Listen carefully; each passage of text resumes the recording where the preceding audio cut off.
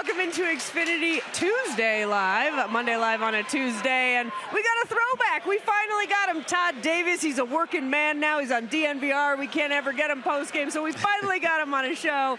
Todd, so good to have you. What have you been up to?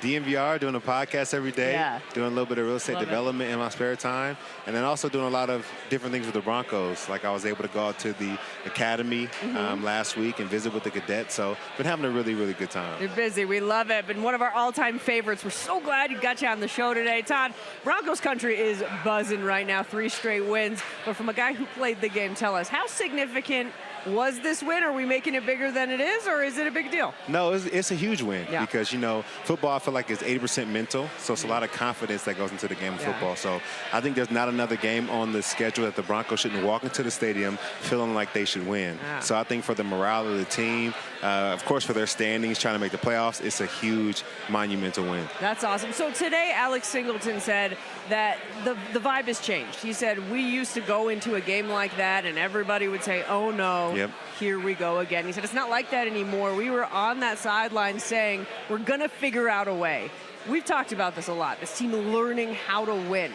How have you seen that change start to happen in the past few weeks? Even? Well, I think they've been able to close out games. I think in the NFL, it's always going to be tight games. Games are going to be decided by 3 points, 2 points, 1 point, whatever it may be. These guys are figuring out how to close out the game because that's the hardest part of the game. It's easy to be good the first quarter, second quarter, but really being good in the fourth quarter where every tackle matters, every play matters. That's what I really like that I'm seeing from this Denver Broncos team. So what comes down to that, closing out games? Like, what are the fundamentals of closing it out? It's really about attention to detail. You have to understand your assignment wholeheartedly, and you have to be able to make the plays that really count. Like even Russell Wilson, his ability to throw the ball up to Jerry Jeudy in a tight situation to be able to get a pass interference call late in the game, that is attention to detail. Like he didn't complete the pass, but he knew what he had to do to extend the drive for his team, and I think that's how you win close football games. You look at this defense, it's almost crazy that this is the same group. Not totally the same group, some different personnel there, though they gave up 70 to the Dolphins.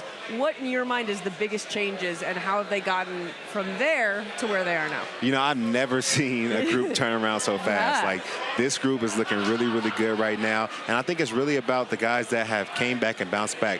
I think Baron Browning has done a great job for them on the edge. He's great in the run. He's great in one-on-one pass. And I think Justin Simmons, of course, getting back healthy. Josie Jewell getting back healthy. And I think Fabian Moreau. Do you have so many guys that just decided to step up and got thrusted into roles they didn't have early in the season, and they are playing really, really good football right now. I love it. You mentioned Justin, and this is a guy you think of. Last year, it felt like all this losing was starting to weigh on him, right? Yeah. Even the beginning of this season, to see him just so happy last night, to feel in that winning you played with him. What's it like for you to see a guy like Justin finally getting those wins? It feels really good because I know there was like trade talk earlier on in the year, and I was kind of like, you know, I want Justin to finally experience what winning feels like and have a winning team and a winning culture. So I'm so happy that he's able to do that here. He's such a great member of this team, great member of the organization, good man on and off the field, man. And like you said, it was he felt like heavy to start the season, and I felt bad for him. So happy to see him like really winning now. Oh man, we love it. Russell Wilson.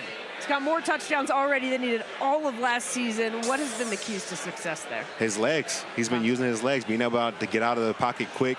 And then I don't know if he's been watching old tape or Patrick Mahomes tape, but these little flip passes and, you know, finding the outlets late in the downs, he's doing a really good job of using everything all his abilities, you know, to his strength. So he's playing really, really good football. Yeah, the flip pass to Samaje. More of those. Let's dial them up. So excited tonight. We got Todd Davis on the show on Xfinity Monday Live on a Tuesday. Monday Live brought to you by Xfinity Unbeatable Internet with speed faster than located in Cherry Creek North. Runway fresh, served in Denver. This is Xfinity Monday Live. All right, welcome back into Xfinity and Monday Live here at the Viewhouse in Tampa. We got a great crowd. Everybody's so excited to have Todd Davis. That's what happens when you get a Super Bowl 50 champion in the house. All right, Todd, we're going to play a little round of fact or fiction. Now, I know normally I have the paddle. You guys, I forgot the paddle. So, all right, here we go. I'm going to give you a statement. You tell me if it's fact or fiction. Okay. So this goes back to our topic, learning how to win games. Fact or fiction? Learning how to win games is a tangible skill. Fiction. Fiction, all right. Yeah, it's something that's I think it's 100% mental. Okay. It's about, we talked about closing out games. It's about understanding your assignment. It's about being prepared for those close game moments. And I think it's all it has to do with the mental aspect of the game. All these guys are fast. All these guys are physical. It's about understanding how to close out tight games. And you only can do that when you do it. You got to do it. You got to feel it. Yeah, for sure. Oh, man, I love it. All right. Fact or fiction, this one. I know the trade deadline's over, but I'm going to bring it back. Fact or fiction, the Broncos should have dealt Jerry Jeudy. Fiction. Okay. I think you see what he brings to the table. I think it's more so about us utilizing Jerry than him being a nuisance to us as a player. So he's very, very talented. He has the ability to get open on any corner. So I like when he's a part of the team because that explosive aspect to our offense is always present when Jerry Jeudy's on the field. Okay, this is a bonus one. It's actually not part of our facts or fiction. Fact or fiction, the Broncos need to use Marvin Mims more.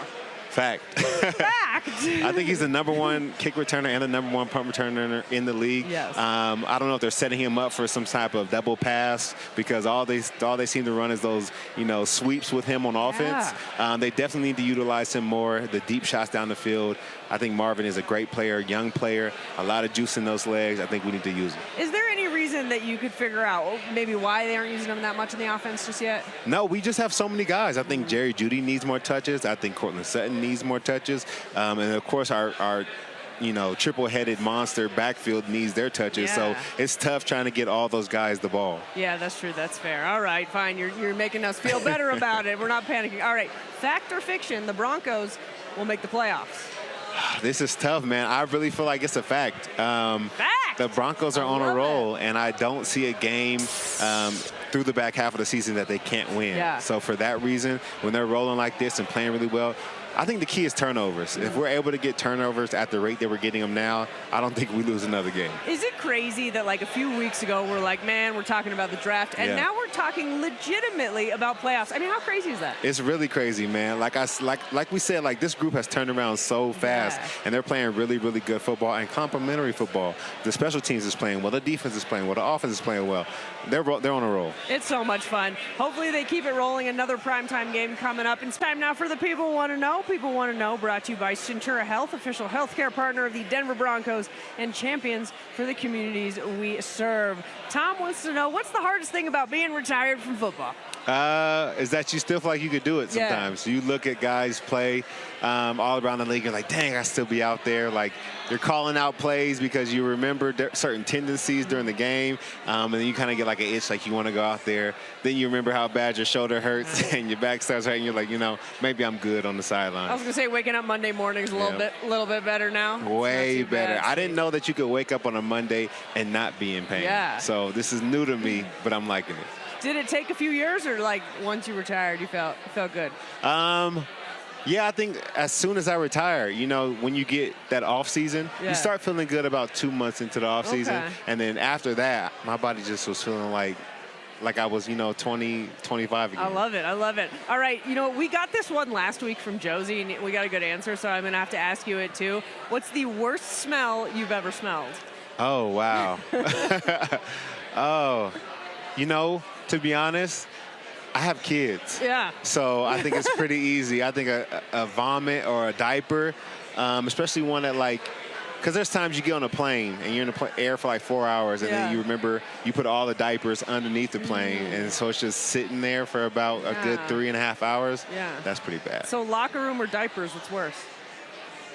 I've had some stinky teammates. Yeah. I definitely have had some stinky teammates, but for sure it would have to be the diaper. I love it so much. These People Want to Knows are getting really good. I love that one. All right, that was the People Want to Know, brought to you by Centura Health. We got to take a quick break, but coming up next, we're going to talk about this sensation in Minnesota, Josh Dobbs. What a crazy story. We'll talk about it with Todd when we come back here on Xfinity Monday Live. And Todd, we got to talk about Josh Dobbs. I mean, this story's crazy, right? He was practicing his cadence with his own lineman in that game because he'd never done it, and then he goes in, he's won 2 straight. What do you make of what's going on there? I think that's a guy that's hungry, that has found the right system. I think guys flourish in a system that works for them. We can talk about Wes Welker or Brock Purdy. These are guys that have found a great system and are able to flourish in it, and I think this is exactly what's happening now. He looks really good. I wasn't expecting this. Yeah. I would have bet against the Vikings for sure, but he is proving everybody wrong and making his name ring bells in the NFL. What do you think? You think it has staying power? You know, I don't know. I don't Yeah. know. I think this Broncos defense is pretty tough. He's going to have a tough time this week, especially because of how well the Broncos are at taking the ball away. I'm interested to see how he does. This kind of makes me feel like maybe something that people don't think about the NFL, that obviously there's talent, but it feels like so much of it is timing and opportunity also. Yeah, absolutely. There's a lot of talent, but if you're not in the right system, if you're not in the right scheme, you can kind of get lost in the shuffle when you really are a talented player. So it almost feels like, you know, you have your superstars, the guys that kind of stick out above everybody else, but for like 85% of the league, they can all be Pro Bowl players if they're in the right scheme. That's awesome. Well, this Josh Dobbs story is great, but hopefully it stops next Sunday, can continue after that. Todd, it's been such a treat. Thank you so much for joining us. So great to have you on the show.